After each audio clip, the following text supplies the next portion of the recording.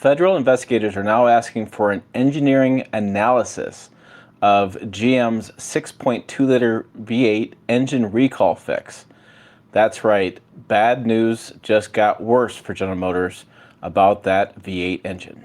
Hey, it's Tim, Pickup Truck Plus SUV Talk. I'm going to talk about that and other topics today. Today's Friday, it's Truck News Recap Day. If you're new to the channel, welcome. I talk about one topic and I share other details, other topics, give you guys behind the scenes look at what's going on in the world of trucks, because you're probably not in the topic as much as I am. I spend all week covering this, so let me open the door, let you in. Also, you can listen to this on a podcast as well, and or not. Whatever you decide to do today, it's up to you. It's on our website, pickuptrucktalk.com. In case I don't come through clearly or enunciate as well as you want to, you can just read all about it. Well, that too. All right, so it's on our website, pickuptrucktalk.com.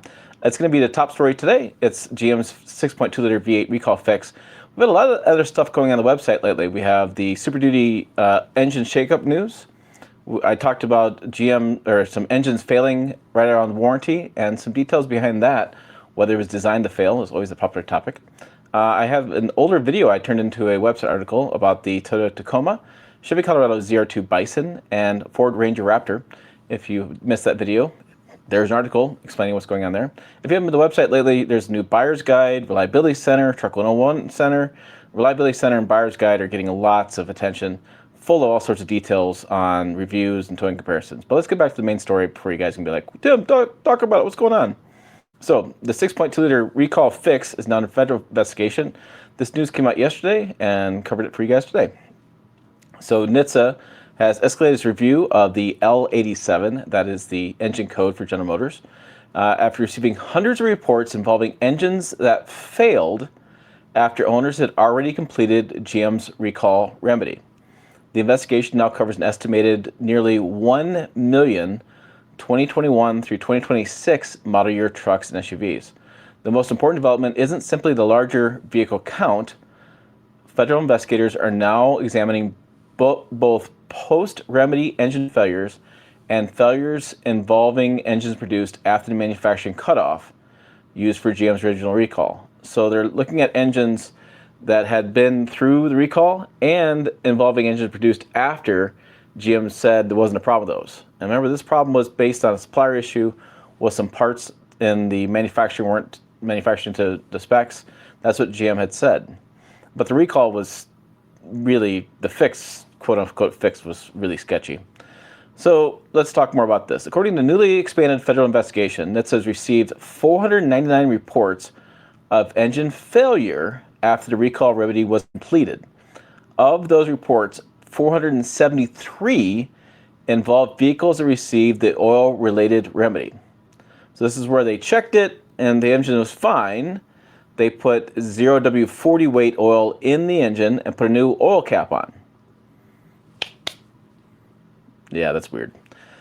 Another 26 reportedly involved vehicles that had received replacement engines after going through that recall process. So they got through the process, the engine's checked to be fine, the new oil cap goes on, and 26 failed after that. Now that distinction matters, and that's 26 are important. That's a big number.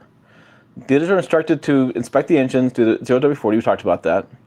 And then the broader engine probe is now in the engineering analysis phase. That's another step that federal investigators have.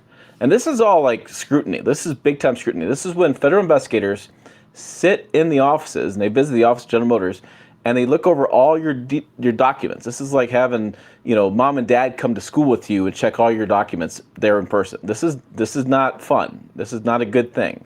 This is a really bad thing as far as having some peace of mind in the office.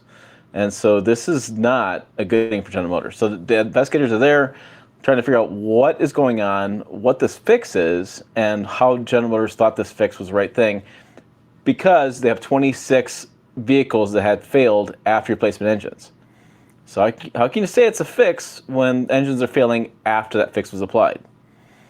And so they've also included 2025, 2026 as now part of the investigation, not the recall investigation. So they've expanded this to look outside the production window, not including the recall. NHTSA is looking beyond it. So this is not a recall, just an investigation. Includes the Silverado, Tahoe, Suburban, Sierra, Yukon, and Yukon XL models. Escalade, SSV are included as well. So it doesn't mean they're all defective. It's just they're looking at this overall. And so why is getting a look? Because they have engines that are failing. They're likely to fail. And what you should know is that this is not a recall. It's not an expansion of the recall. It's an investigation by the federales. No, not those guys. By the federal investigators are looking into this from NHTSA. So they're looking into this as an expanded investigation of the engineering analysis of what GM's doing as far as what they're saying and why those engines still failing, and they're expanding this beyond what GM said was the engines that had failed. So they're expanding what an investigation. Now, what could come out of this? Well, the bottom line is the investigation could trigger a larger recall. It could just become nothing. It could be a whole nothing burger. I've seen this a lot of times over the years where sometimes this expands to a bigger recall. Sometimes this forces they get bigger recall. Sometimes this forces a different fix. Sometimes it's nothing burger. But just know right now that if you own one of these trucks or SUVs, that the federal investigators are looking into it to figure out what's going on with the 6.2 liter V8 and why the fix isn't working when they've had engines that have failed after the fix took place. Because that's not very good. That's not a good idea as far as having a fix that having it fail. A couple of things to point out. We have a monthly giveaway for the win a free Screen ProTech screen protector.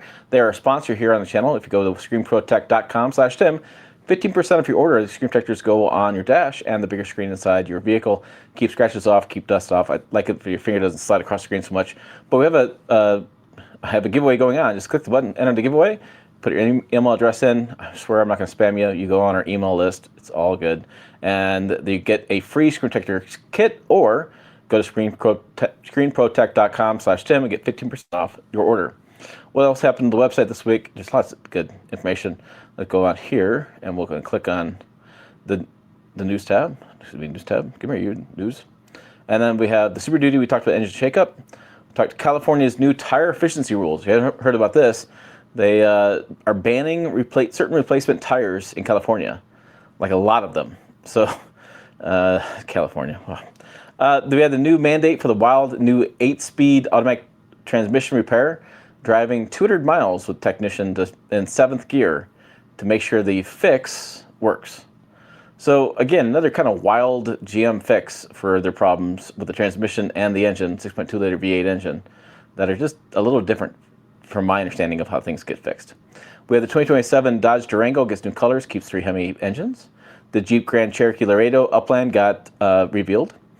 We have the Ford Diesel engineer explains why a modern power-stroke diesel can last 1 million miles. They had one at 850,000 miles with all the original, get this, all the original emissions equipment on it. And they were looking at it and going, hey, this all works. I know, that's shocking a lot of people. We have the Ram recall, 1.2 million improperly installed seatbelt buckle anchors. Interesting. We had a Tacoma recall for the shock absorbers that corrodes. Rust and Tacomas. Weird. Closer look at this SRT e-boost air-equipped Jeep. And then we have a bunch of other stories that we got to last week. So we got those details on our YouTube channel. We had the wild fix.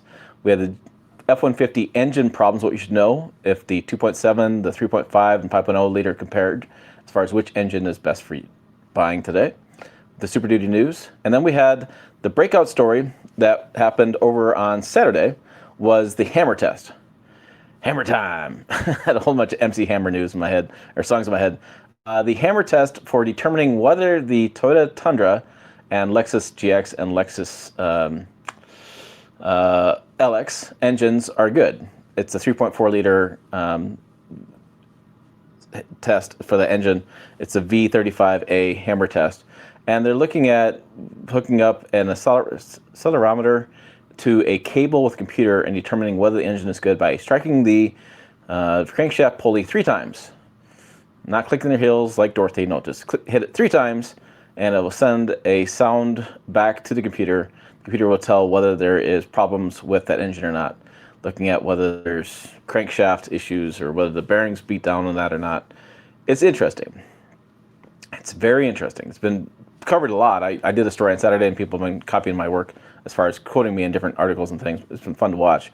But it's a very interesting test. It's been, engineering-wise, it's been done on many different places, buildings, airplanes, different structure. It's an engineering principle, but I've just never seen dealership techs do it.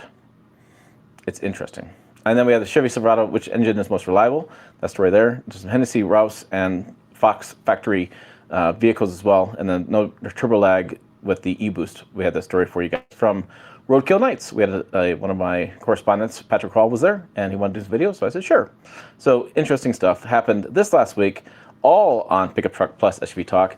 And yeah, engines galore, the hammer test with the Tundra. Man, it's just been a weird week of covering the news, and crazy stories come out of it as far as what's going on with the engines, what's going on with the Tundra. Like, I thought the Tundra news was unique, then the 6.2 liter V8 news came out this morning. I was like, these two stories just keep coming up and coming up. So, hey, we'll keep talking about them to make sure you are an informed consumer. So for more, check out our website up over here, down below, I should say, his website. More videos up over here. As always, thanks for watching. I will see you down the road.